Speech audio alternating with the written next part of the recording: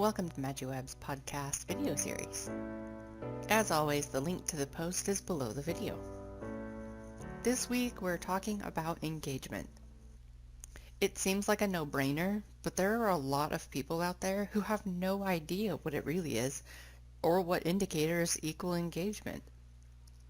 There are plenty who think they know, but there's only one set of indicators for this and they haven't changed. So the big social media moguls may have changed how they determine what they felt was most important, but they've used algorithms to do this. And over time, they've become more clever in what to look for, and what it then does thereafter. It seems to go around every so often. A post will get made on Facebook, and it says to copy and paste it to beat some part of Facebook or to avoid some part of something they plan to do or something they've changed. The most recent one starts like this. Fixed my blocked posts. I wondered where everybody had been. First off, they're not blocked, and it's massively misleading. The next bit goes, this is good to know. It's ridiculous to have 400 plus friends and only 25 are allowed to see my posts. I ignored this post earlier because I didn't think it worked. It works. I have a whole new feed. I'm seeing posts from people I haven't seen in years. So yeah, the whole copying and pasting that status doesn't work and doesn't do a thing but make everyone posting it appear silly. If the people copying it saw it, then Facebook's algorithm was working perfectly. If they'd seen it from some long-lost friend, chances are they likely engaged with something of theirs at some point in the recent past, which is why they saw that status. Facebook's algorithm is code. Code says that if something happens, perform this function. If that cannot happen, then do this other function.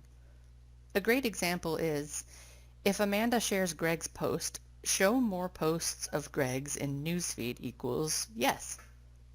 It's just a very simple example, and the code is extremely complicated and better looked at as a giant web with connections to all the people on a person's friends list.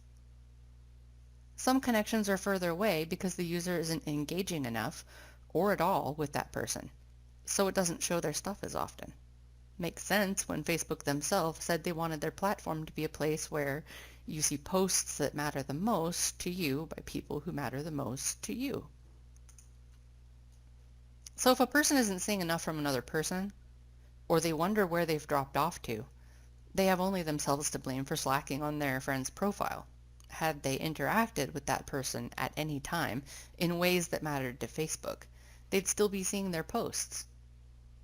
All a person has to do is visit someone's profile and share, comment, post a GIF or a link or a reaction to enough of their own posts, and they're in the newsfeed again.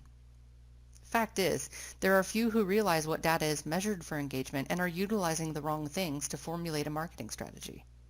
If you want to know what to look for, come read the post. See you next week.